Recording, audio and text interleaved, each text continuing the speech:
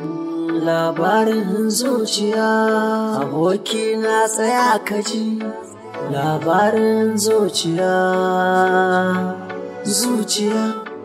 Fuskan ka tambaya, fuska za a tambaya.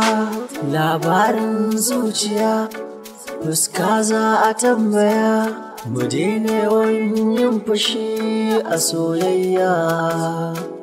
Idan na samu sahiba, zan yi mata so na gaskiya. Mu je yawo a ko'ina ba jayayya.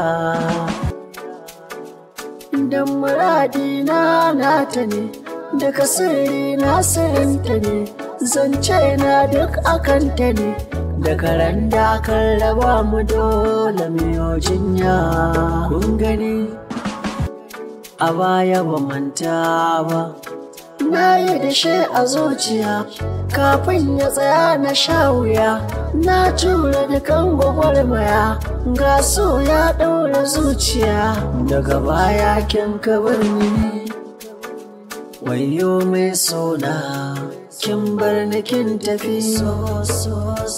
Soyayya ta sani haɗari, kin bar ni. Waya ya zane shi yake alkawari da daɗi, da kin yi mini zan ji daɗi. Da sai ki sakan nishaɗi, na kwana ina zumuɗi. Yanzu kin sanya ni kunci, abin da san ni ban zata ba. Dakata ban da bayanin ba, dan uwa ina zaka baka ji dukan sirrin ba. Dan na yarda da so ne, da shi aka kama ni, ƙarshe aka mara rauni. Na zan mara amfani, da mari aka ɗaure ni. Ya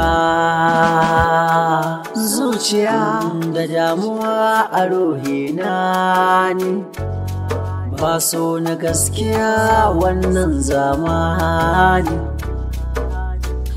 Aboki na tsaya kaji, samkar da ka ɓata lokaci a gurin kallon zamani.